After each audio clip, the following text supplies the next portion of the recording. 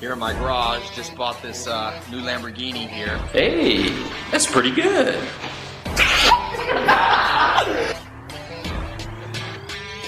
Where'd you find this?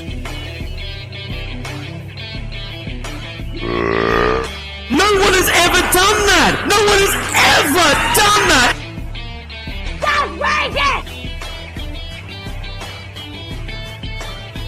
Denied. Say hello to the camera.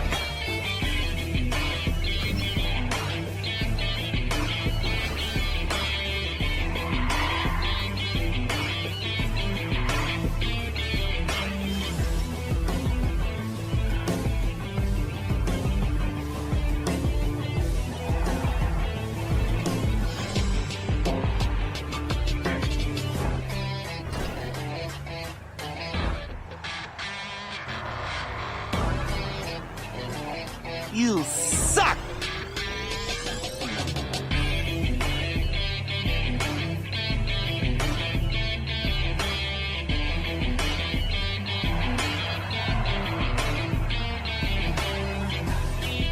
Oh no!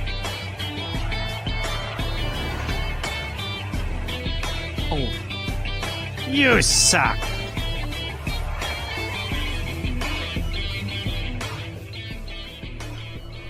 Hello and welcome. We're talking about the Citroen SM. So Citroen went to Poland and he saw these cogs shaped like a V. So he rushed back to Paris and he got a patron to produce his own cogs, and that's how it started, because these cogs are so quiet and all that lot that he used the shape for his logo for Citroen. What's this got to do with the classic Citroen SM then?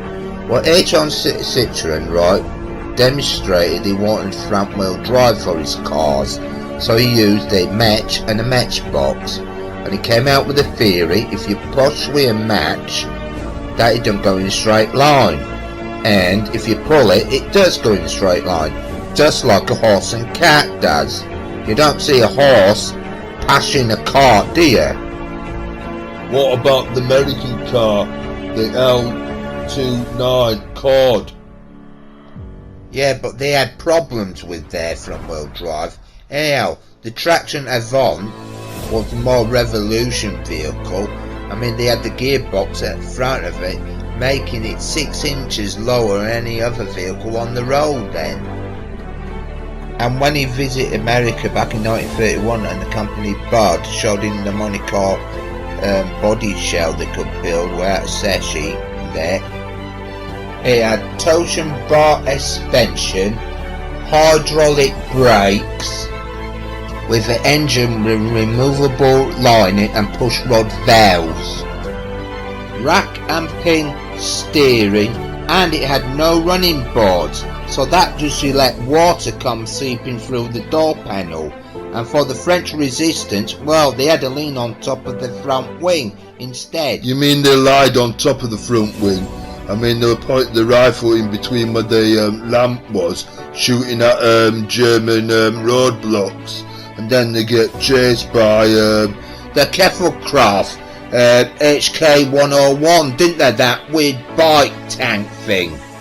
Yeah. Or they could have been chased by the Kuvenhaven, what was designed in 1938 by Porsche. Isn't that the Nazis' version of the Willy Jeep then? Well, yeah, it had high ground clearance and it had a flat underside so it could slide over snow, sand and mud. Alright. Yeah, that's why the French resistance loved the Traction Avant. It used to outran Porsche, and it was in the movie The Sound and Music, and it's officially a Bond car. Yeah, From Russia with Love it was in. Oh, I should have known you would have put Bond in. It's like that Kevin McClory's version of James Bond, Never Say Never, where James Bond has a gadget bike like Streaker and it chases that Renault 5 GT Turbo, driven by that actress Barbara McCarra, what was in that 1981 superhero film by Disney, but cost 40 million, and they lost 9.5 million because it was a flop. We're talking about Condom Man, screenwritten by Mark Sternberg, based on the novel The Game of Eggs, written by Robert Shetley, what wrote Immortality Inc., the film Free Jack with a good car chasing, starring the British rock singer Mick Jagger, or was it the Chase Veteran Condor Man with the iconic kit car Sterling Nova? Somehow it managed to take out Black Porsche for some reason, or with Michael Crawford, that guy what played Frank Spencer in Sam Mother's Heaven, or he came the Phantom of the Opera with Andrew Lloyd Webber, or was it Barbara MacArthur, what is the main star of the show?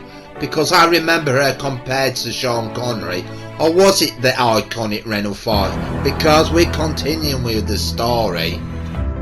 Andre Citroen got a bloke called Andre Neffe from Renault, and he was an aviation engineer, and his old boss Louis Renault invited his new boss Andre Citroen to have a look at his factory, have a nice meal, then said, "I'm good at building cars, you're a showman, why don't you sell them for me?" He took it as an insult. Wasn't Louis Renault cooperation with the Nazis? No, he won the War Medal, the Legion of Honor, for creating the FT-17 tank. Did General de Gaulle have him sent to prison? Yeah, mysteriously he got murdered, didn't he? But we think it might have been done for his assets. You know what I mean? He had 23 factories, and he produced nearly every taxi around the world, to London, to New York. And didn't Henry Ford called him the father of the motor car? Well, yeah, because technically it was Ford what mass produced more lorries for the Nazis, didn't they? Well, yeah. Back with Andre Citroen. He knocked down the Courchevel, his factory down. People said it would take him 3 years to rebuild it back up, but it only took 6 months.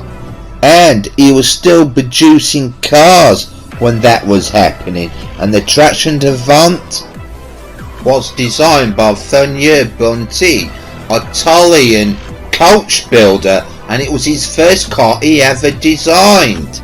And for them car panels they created pressing machines, what very expensive but very mass production as well. But this was just after 1929, where Wall Street stocks have broken as well, and having the development staff working 10 hours 7 days a week trying to get this car designed. Well, he's got problems with the velocity joints where they went to his standard. I mean, he gave his team 4 years to design this vehicle, and they wanted 6. I mean, they wanted an automatic transmission in it, but they had to go with a manual transmission, what was designed on a kitchen table in 2 weeks. And then Renault did their favourite trick. They threw it off a cliff. You what? Yeah, they threw it off a cliff, but this cliff was specially designed. It had a great big mound of dirt and rock, so when the car hit the banking it rolled completely over.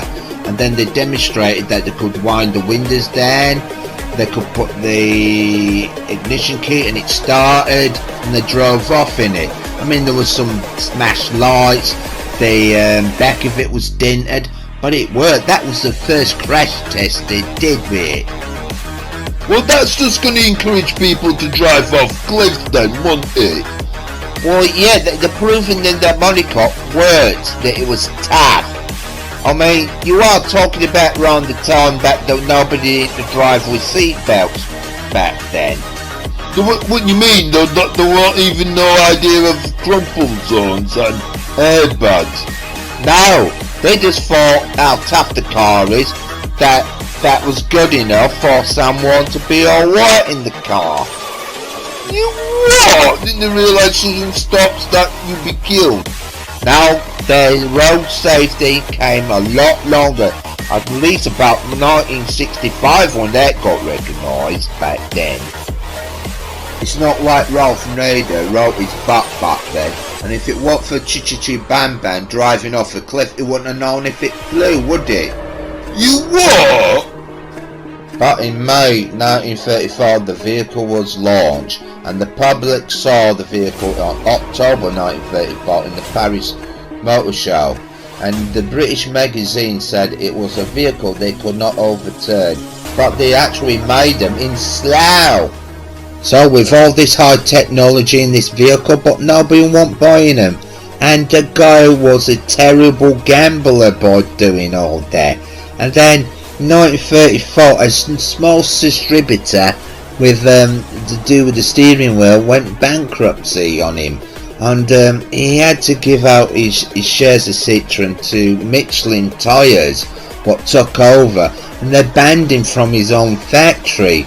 And then sadly, July 1935, the guy died of stomach cancer at the age of 57. 800 workers were laid off, but the traction Avant was still created as the 15 CV 6-cylinder.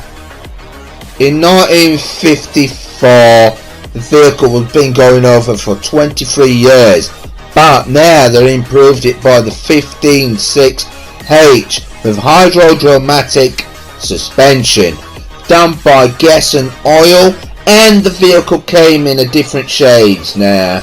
Instead of black, yeah, you got different colours. And they sold about 706,000 of these cars. Right then, are we moving on to the Citroen SM then? Well, now we've got another car we've got to mention, the DS19. I mean, this car, when it got launched in 1955 at the motor show, I mean, 45 minutes, 750 vehicles were sold. In the end of the day, there were about 12,000 what were sold, because this vehicle had some high-tech, real gadgets in it now. Was a pump what operated the steering, the semi-automatic transmission, and obviously hydro-independent suspension, what operated every wheel with a metal spear with liquid in. What about the Citroen SM then? Well, firstly, I've got to mention about a General Chagall de Gaulle. What's that got to Alright, do let me with get the on car with it. then? Right, he was born on November the 2nd, 1890 in a place called Lille in France. Yeah, well, moving on. August the 26th, 1944, Americans and the British liberated France, and General de Gaulle was walking down where the Cathedral Notre Dame is. Isn't that where Quasimodo lives? Well, what was waiting for him was some German snipers, and they opened fire, and this guy just walked through the hail of bullets, squatting the bullets like they were just flies. You what? This guy sounds stupid. Well, maybe they based Peter Sellers and Inspector Clouseau on this guy, because the amount of assassin attempts happened on this guy, it just seems unbelievable. Yet this guy was fearless, he just carried on walking, he's well known for it. But what's this got to do with the Citroen SM? Algeria, right? It got invaded by the French in 1830, and they kept it for 132 years until July the 1st or maybe the 5th in 1962. Yeah, de Gaulle made it, that country, independent. And maybe because obviously, you know, when France got invaded by the Germans, it felt like, you know, why should we owning another country? And there was too much bloodshed. I mean, you look at the Bulgaria flag, green side means Islam, and the white side means peace. Crescent moon means freedom, and the 5-pointed star, bloodshed. Now, the problem was this, with giving them independence, the CIA weren't happy about that, because I think communism, the building maybe a missile base there, oil reserves, but the worst of all was the actual French settlers there, what created their own organisation, terrorist group against Negal. Yeah, the group OAS. Yeah, round September the 8th, 1961, round 9:35, they were on the Route Nacional 19 in the DS-19. There was a big pile of sand with a bomb in it, and it exploded in front of his car. Francis McGeer, the driver, went through the wall of flames and drove straight through it. But there was one man, Jean Marie Bacteri, will swear he was gonna get him. But Francis McGeer was driving again, and they were driving around the outskirts of Paris, around August the 27th of 1962. They were around about 8:10, and he's got the president, his wife, and his son-in-law was in the car. Now, they were driving past this petrol station, and there was this van, and the door sprang open, and there was machine gun fire.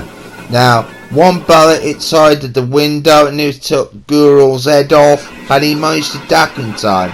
But one of the tyres, front rear tyres, got taken out. But we know with this car, it can drive on 3 wheels. But they've got their own DS-19, and it will be pursuing Gurul's car. But he had 2 SPEX riders and a pursuit vehicle. Now, the pursuit vehicle caught up with the other car and got in front of it. And Gurul, well, he got away. And he said about his shooters that they shot like pigs. Now, the leader was arrested 12 days later, just 6 miles away from Paris in a villa, and all the other guys, well, they're under arrest. Now, this incident created an author, Frederick Forsyth, to write a book about A Day of the Jackal, what became a very popular film in 1973, not to be confused with The Jackal, 1997 one, with Richard Gere and Bruce Willis, who wears different disguises, and he shoots Jack Black's arm off in this movie. His arm off? Yeah. Why didn't that Nadal guy get an armoured vehicle? Well, April the 28th, 1969, he resigned. And then around November the 9th, 1970, he'd slowly passed away. Only 2 weeks from his 80th birthday. I mean, the guy survived 30 assassin attempts when he was just the president at the time. Alright. But he swore no bulletproof cars he had and anything. He didn't. No, he stuck with the Citroen. I mean, he was amazed with that vehicle. He didn't need anything fancy. But the French weren't content with that. They brought out a bit of a cheaper version, just for basic suspension unit they had. But they named it the ID-19, and they put it in the Monte Carlo Rally, and it won it in 1959. But that wasn't still good enough. So they created the DS-21, 1965, with a 2.1 litre engine, what got up to about 105 miles per hour, and they entered it in the Moroccan Rally, and you can tell what it did. It won. Yes. So they went experimenting on rotary engines, and they realised that it burnt a lot of oil and the emissions, oh well. So they went with a different solution. What was that then? Well, the Italians, the Maserati, Yeah, Indy. They were so impressed with their V8 engine that they actually went out and bought the company. And the first thing they said to him, saying your engine's too big. Sounds nice, but you have to cut a couple of cylinders off, or what? So they did and glued it back together and then sorted it out. Making a V6 then? Well, yeah, in a way, yeah, in France, that they, if you had a high powered engine, they really tax it. I mean, if you had a 2.8 engine, but with the Maserati engine, with the aluminium 2 valve, it was all 4.2. I mean, you've been paying well high price tax on that. So they had to do something about the engine. Because about the most expensive Citroen ever, they had to squeeze that engine in it. We're talking about the Citroen SM now, right? Finally there. Right, this vehicle was meant to be luxurious compared to the American Cadillac and all that lot, but unfortunately the Citroen's more expensive. It was more expensive compared to a Jaguar XJ6. I mean, that's about 1800 quid, but the Citroen was about 5200. I mean, we're talking about Porsche 911 money. I mean, that's a VW Beetle, isn't it? No, alright, don't criticise. I mean, we're talking about maybe the BMW 3.0S money, or the Mercedes 350 SLC, or we're talking about Ferrari. What, the price of a Ferrari? Dino 246? Wow, it's like that film with Stocker Jenny in, where she saves up and then buys one and then burns it. Yeah, but we're not talking about movies. I mean, she was in that film Grease in 1978, wasn't she? With Olivia Newton-John. Oh no, move on! Well, Ferrari's well known for being like... Did the Ferrari Dino have reinforced resin wheels? Well, the Citroen did. Then they're expensive, like them carbon fibre wheels, innit? Yeah, but the Ferrari didn't have Ferrari steering, did it? You what? Right, in the UK they call it Vari-Power. I mean, this is that self-leveling steering. I mean, now God, if you parked on a hill and you put your wheels into a curve, because it self-leveled itself. And it adjusted the headlights so you could see round corners and that. You what? Yeah, the headlights moved when you steered it as well. Yeah, but you couldn't sell that in America because that isn't law. Well, in America they called it speed fill. That's what they call that steering. You what? Well, America had their own standard lights fitted in. So, but with Citroen SM they had more technology to throw in, like rain sensitive windscreen wipers, what will run on electrical current. You mean it didn't censor water then? No, complete different technology. Well, it's like the technology with the suspension. You could change a tyre without using a car jack, but with a self-leveling suspension, it didn't regulate with the bumper law in America. With the thing, they had the objection with it that, you know, they weren't putting large bumpers on the vehicle. They were very awkward. It's like they drove the vehicle in left-hand drive. In the UK, they wanted right-hand drive, but no, it was tough.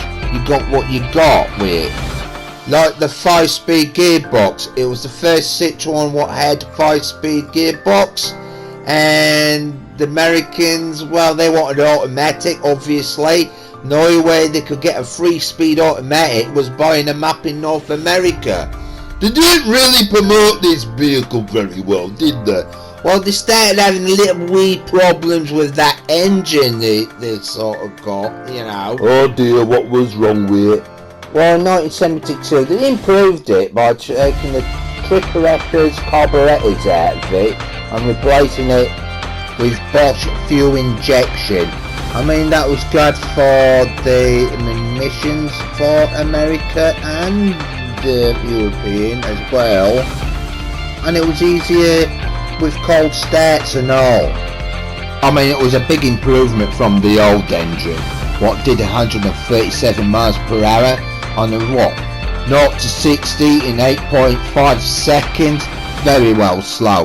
1973, they designed a 3 litre what got up to 140 miles per hour. And this was round the fuel prices went up. Yeah, and they had a problem with that rubber nipple brake pedal. What? Oh, you're gonna censor that, aren't you? Well, yeah, they used the rubber nipple to brake. Yeah, it followed from the other Citroen. That was stupid. I mean, yeah, it's weird that it doesn't have much travelling distance to press on it, you know, and you're not confident you're going to stop in time. It's stupid. And with its 19-degree V8 engine, it used to sort of rattle a lot and make a lot of noise. For a luxury car. Well, yeah, I mean, with all that, I mean, the rest of the remaining cars, they just send them to Japan. I mean, Burt Reynolds tried to promote one. What do you mean Burt Reynolds tried to promote one? Well, yeah, I mean, he did it in that film, didn't he? Yeah, Smokey and the Bandit, it's a trans van. No, The Longest Yard. Never heard of it. I mean, and why would Burt Reynolds be driving a French car?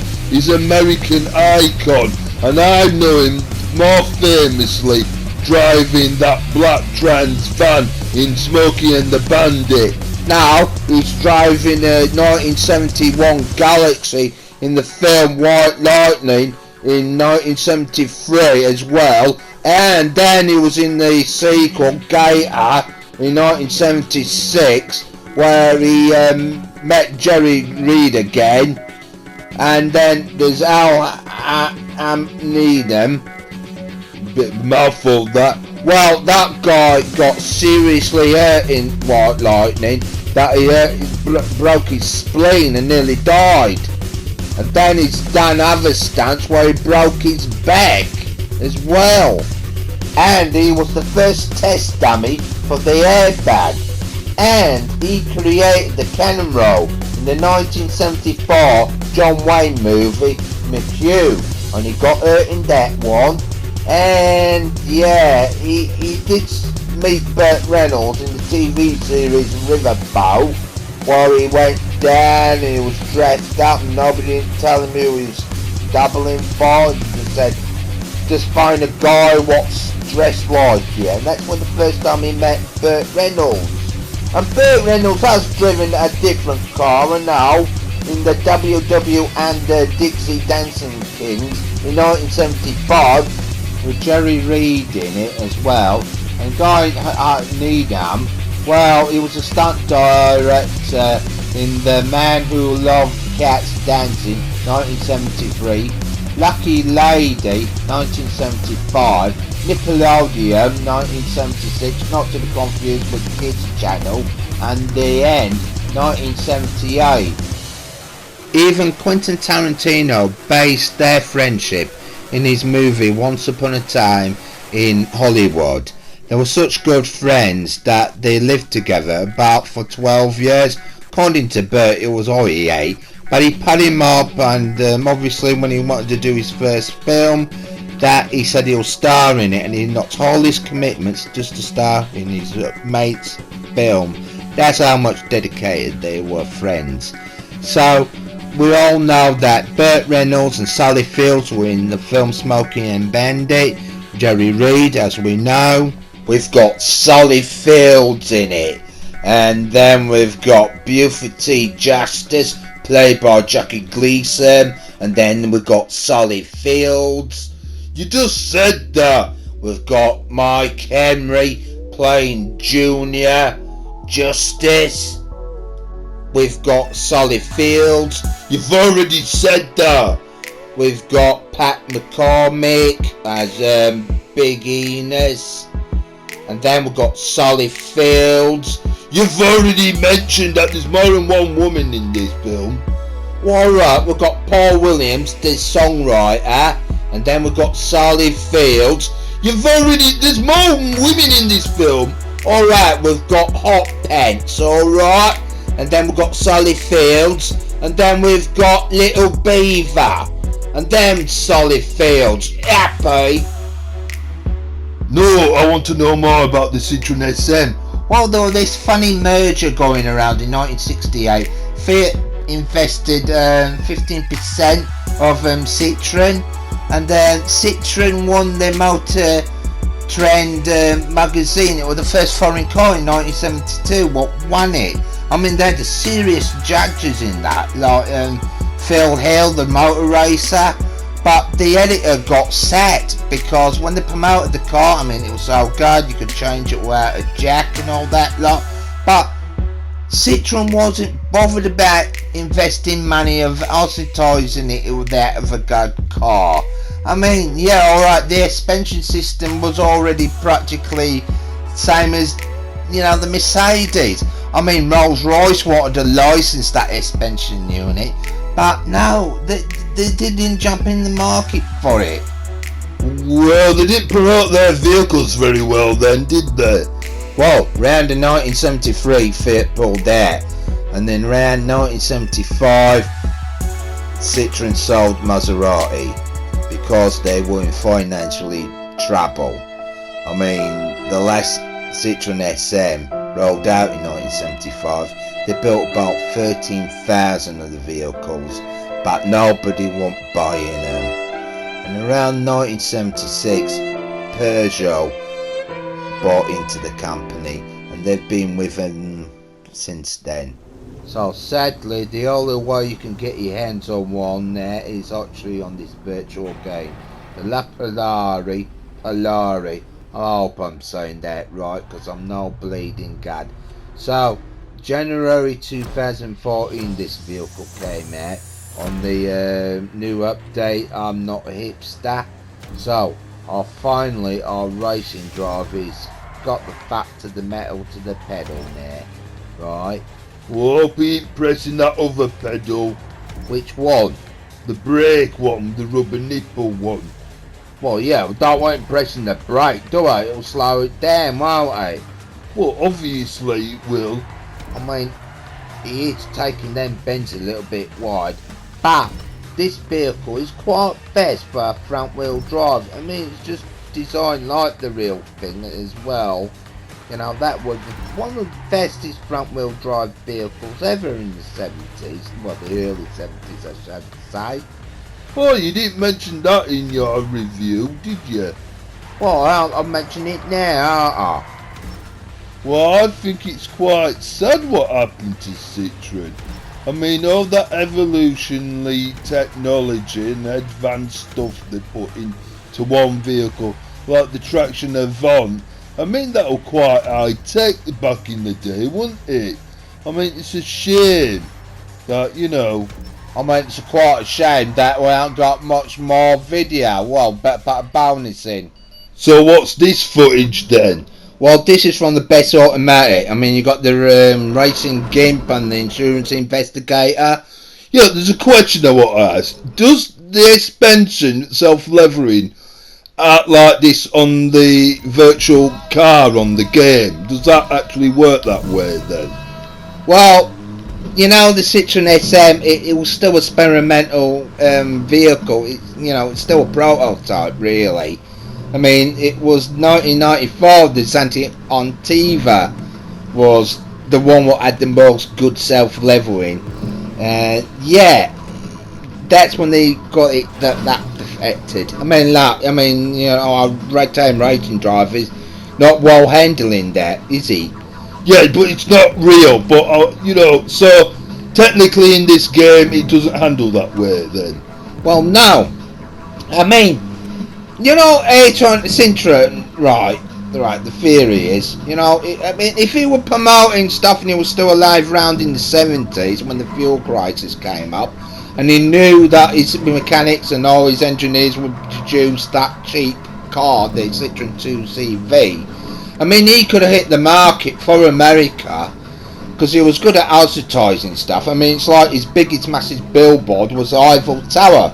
I mean, he had his names up in lights, about 250,000 light bulbs shining up in 30 yards up in the air. in 1925, and that Citroen sign was up there for 9 years. Well, you're struggling with that, aren't you? Well, yeah, I mean, the guy really promoted stuff. Well, yeah, well, that's finished now, so here's the score where our virtual Citroen SM got to then. Well, yeah. So, not bad, is it, for a virtual car? And it's an iconic car. I mean, alright, on the Rockstar game, it's about 400,000. So, that's what I was getting at with Citroen, right?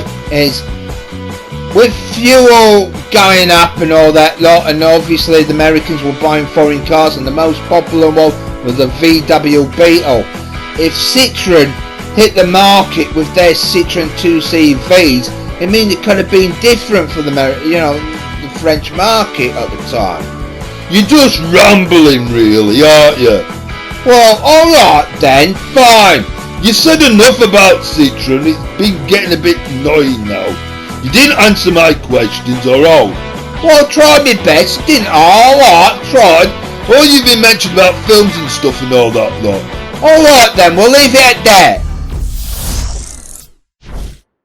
Bye, have a great time.